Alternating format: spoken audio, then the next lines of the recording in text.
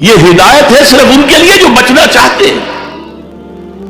جسے کانٹ نے کہا ہے مورل لا ود ان. اس نے کہا کہ وجود ہستی کے دو دلیلیں ہیں سب سے بڑی. The starry heavens above and the moral law within. ہمارے اندر مورل لا ہے. یہ اچھا ہے، یہ برا ہے، یہ خیر ہے، یہ شر ہے، یہ مورل لا ہے اندر. جن کا یہ مورل لا فطرت کی صحت و سلامتی کی بنیاد پر برقرار ہے، جو تمیز کرتے ہیں بھلائی اور برائی میں، ان کے لیے ہدایت ہے. اولاً وہی آتے ہیں سلیم الفطرت لوگ، ابو بکر اور عثمان رضی اللہ تعالی عنہما، والذین تبعوہم بإحسان. پھر کچھ لوگ ان کے پیچھے پیچھے بھی آتے ہیں.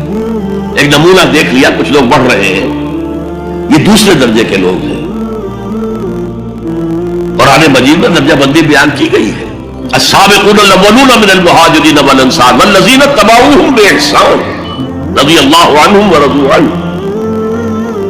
تو یہ سابقون الاولون جو ہے وہ سلیم الفطرت، وہ سلیم العقل انسان ہے جو ان چیزوں تک پہنچ چکے ہیں، البتہ ابھی یقین کی دولت جو ہے حاصل نہیں. اور یہی نقشہ کھینچا گیا ہے حضور کا، وَوَجَدَكَ ضَالًّا فَهَدَىٰ. ضال کا ترجمہ جو ہے گمراہ بھی کر دیا جاتا ہے. ضال اسے بھی کہتے ہیں کہ کوئی شخص کسی کے عشق میں دیوانہ ہو جائے. اور ضال وہ بھی ہے جو ابھی حق کی تلاش میں سرگرداں ہے. تو جو غور و فکر غار حرا میں ہو رہا تھا، حدیث میں آتا ہے تحنسو یتحنسو فی، جا کر آپ وہاں عبادت کرتے تھے. تو وہ عبادت کیا تھی؟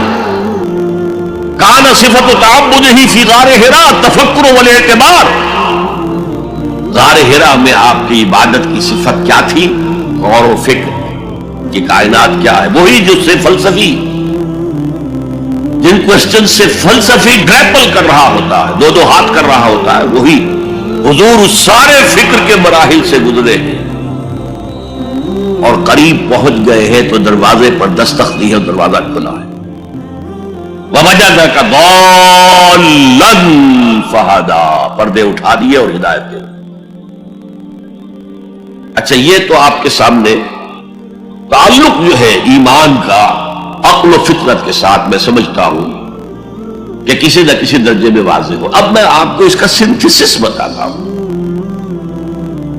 یہ عقل و فطرت جو ہے اللہ کو پہچاننا کلیتاً فطرت پر مبنی ہے. انسان کی فطرت میں، اس کی روح میں اللہ کی معرفت، اللہ کی محبت موجود ہے. اس پر ظہور کے پردے پڑ گئے ہیں، تم ادھر متوجہ ہی نہیں ہوتے. تم نے کبھی اپنے قلب کی گہرائیوں میں اتر کر دیکھا ہی نہیں. تم تو باہر کی دنیا میں مگر وہ مادی دنیا میں لگے ہوئے. کچھ تو بقول شاہ ولی اللہ وہ حیوانیت کی سطح پر آ جاتے ہیں بیچارے. صبح سے شام تک کی کمر توڑ دینے والی محنت کے بعد بھی ان کی بنیادی ضرورتیں زندگی کی پوری نہیں ہوتی. وہ کیا کسی سے لو لگائیں گے، کیا خدا کو یاد کریں گے. کاد الفقر ان یکون کفرا. یہ فقر اور احتیاج اور مفلسی تو انسان کو کفر تک پہنچا دیتا ہے. حضور کی حدیث. تو تم ادھر متوجہ ہو، ہماری طرف متوجہ نہیں ہوتے. حضرت ابراہیم کا قول کیا تھا؟ انی وجہت وجہی للذی فطر السماوات والارض حنیفا وما انا من المشرکین. اور یہ نماز کا افتتاح بھی ہے. انی وجہت وجہی، میں نے اپنا رخ سیدھا کر لیا ہے اللہ کی طرف، حنیف یکسو ہو کر. دائیں بائیں کوئی میری توجہ نہیں جا رہی. یہ ہے در حقیقت اس عبادت کا تقاضا، جو کہ شکر کا لازمی نتیجہ. اب اس کا سنتھیسس دیکھیے. میں نے کہا کہ سب سے پہلے ایمان باللہ وہ کلیتاً فطرت پر ہے. اسی لیے کانٹ نے یہ ثابت کیا، ایک کریٹیک آف پیور ریزن اس کی کتاب، جس نے ہنگامہ پیدا کر دیا تھا پورے یورپ میں۔ اس وقت تک کرسچینٹی ڈومیننٹ تھی اور مذہب ایک اہم عنصر تھا انسانی زندگی کا۔ اس نے کہا اللہ کے وجود کے لیے جتنے منطقی دلیلیں دی گئی ہیں سب غلط ہیں، میں سب کو کاٹ کر دکھاتا ہوں۔ جیسے ہم کہتے ہیں لوہے کو لوہا کاٹتا ہے، منطق نے منطق کو کاٹ دیا۔ There is no logical reason to prove the existence of God. A critique of pure reason، میں نے کہا تھا pure reason، عقل خالص جو فطرت سے رہنمائی نہیں لے رہی۔ وہ فلسفہ جو ہے اس کی منزل کیا ہے؟ ایگنوسٹسزم یا اسکیپٹسزم، لادریت یا ارتیابیت۔ پھر اس نے ایک کتاب لکھی بعد میں، کریٹیک آف پریکٹیکل ریزن۔ اس نے کہا کہ عملی طور پر انسان اخلاق حسنہ اختیار کر ہی نہیں سکتا جب تک کہ خدا کو نہ مانے۔ یہ نیسیسٹی ہے انسان کو کہ مانے۔ علامہ اقبال نے اس کو تسلیم کیا ہے، کانٹ کے اس دعوے کو۔ ان کی کتاب ہے reconstruction of religious thought in Islam, کہ کوئی منطقی دلیل خدا کے وجود کو ثابت نہیں کر سکتی۔ متکلمین نے کوششیں کی ہے، لیکن دلیل دلیل کو کاٹ دیتی ہے، منطق منطق کا توڑ کر دیتی ہے۔ وہ صرف قرآن نے لفظ آیت استعمال کیا جو میں نے بیان کیا تھا۔ اس کائنات میں ہر شے اللہ کی نشانی ہے۔ جیسے آپ کو اپنے کسی دوست کی دی ہوئی کوئی شے دیکھتے ہی دوست یاد آ جاتا ہے، ایسے ہی آفاق و انفس میں اللہ کی نشانیاں ہیں۔ تمہارے اندر بھی اللہ کی نشانیاں ہیں۔ ذرا توجہ تو کرو، آفاق کو دیکھو، کھول آنکھ، فلک دیکھ، زمین دیکھ، فضا دیکھ۔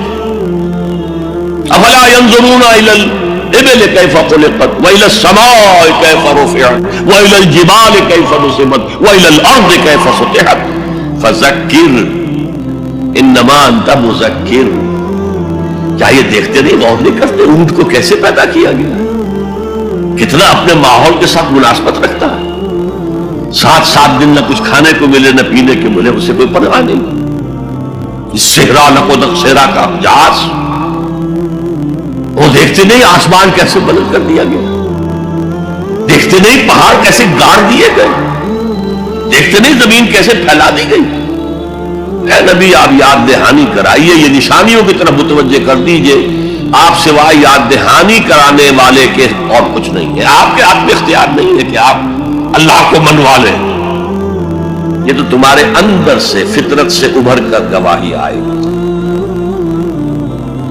اب دیکھیے اس کے لیے آیت، جسے میں یہ قرآن مجید کی طویل آیات میں سے، جیسے آیت البر ہم نے پڑھی تھی، ان فی خلق السماوات والارض واختلاف اللیل والنہار والفلک التی تجری فی البحر بما ينفع الناس وما انزل اللہ من السماء من ماء فاحیا به الارض من بعد موتها وبث فیها من کل دابۃ وتصریف الریاح والسحاب المسخر بین السماء والارض لآیات لقوم یعقلون۔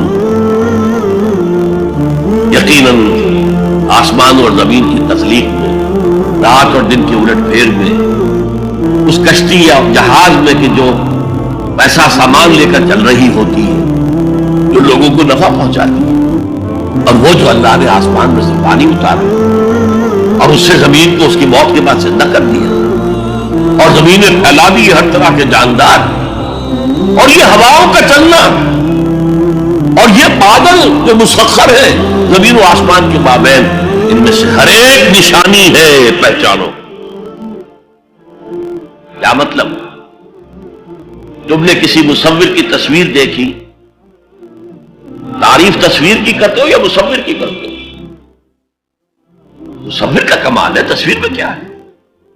ہاں وہ اپنے منہ سے بول رہی ہے، اپنی زبان حال سے اپنے بنانے اپنے مصور کی تعریف کر رہی ہے۔ تو کائنات کا ذرہ ذرہ اللہ تعالیٰ کی نشانیوں پر۔ شیخ سعدی نے کہا، بڑا پیارا شعر ہے، برگ درختان سبز در نظر ہوشیار ہر ورق دفترست از معرفت کردگار۔ یہ جو سبز درختوں کے پتے ہیں، ایک نگاہ ہوشیار جو کہ ان کی حقیقت کو پہچان سکے، اس کے نزدیک ہر پتا معرفت کردگار کا ایک بہت بڑا دفتر ہے۔ اور آج ہمیں معلوم ہے ہر پتا ایک فیکٹری ہے، فوٹو سنتھسس کا عمل اس میں ہو رہا ہے، سورج کی انرجی کو جذب کیا جا رہا ہے۔ برگ درختان سبز در نظر ہوشیار، ہر ورق دفتر است از معرفت کردگار۔ وہ جو آیت میں نے آپ کو سنائی اسے میں نے نام دیا ہے آیت الآیات۔ اتنی آفاقی آیات کسی اور آیت میں جمع نہیں کی گئی جتنا بڑا گلدستہ قیام۔ ان فی خلق السماوات والارض واختلاف اللیل والنہار والفلک التي تجری فی البحر بما ينفع الناس وما انزل اللہ من السماء من ماء فاحیا به الارض بعد موتها وبث فیها من کل دابۃ وتصریف الرياح والسحاب المسخر بین السماء والارض لآیات لقوم یعقلون۔